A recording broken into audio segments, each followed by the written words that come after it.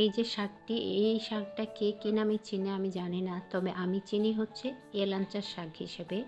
এটা সচরাচর পাওয়া যায় না, বাজারেও পাওয়া যায় না।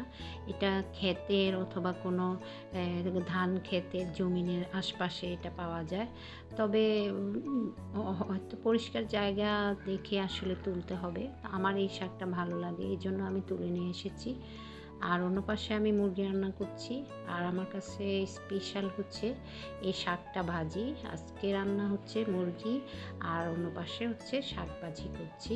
তো শাকটাকে আমি লবণ দিয়ে সিদ্ধ করে রেখেছি। আর হচ্ছে এবার আমি মরিচ ভালোভাবে ভেজে নিয়েছি। আর হচ্ছে রসুন পেঁয়াজ তেলে ভেজে ভালোভাবে তারপরে হচ্ছে শাকটা দিয়ে দেবো। তো শাকটা ভালোভাবে সিদ্ধ তো আগেই করে রেখেছি, এখন ভাজা ভাজা করে নেব।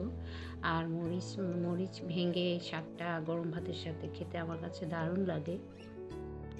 এই শাকটা অনেক দূর থেকে আমি তুলে এনেছি, গ্রামে অনেক দূরে গিয়েছি, তারপর হচ্ছে ওখানে গ্রামের মধ্যে ধানের জমিনের পাশ থেকে আমি তুলে নিয়ে এসেছি। আর তুলতেও কিন্তু অনেক আনন্দ লাগে, যখন দেখি অনেকগুলো শাক একসাথে দেখা যায় তখন তুলতেও আনন্দ লাগে।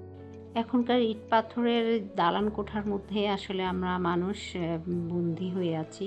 আমাদের প্রাকৃতিক উপায়ে কোনো কিছুই এখন আর দেখা যায় না।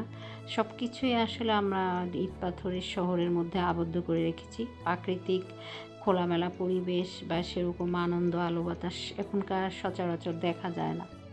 তা আজ এ পর্যন্ত, সবাই ভালো থাকবেন। আল্লাহ হাফেজ।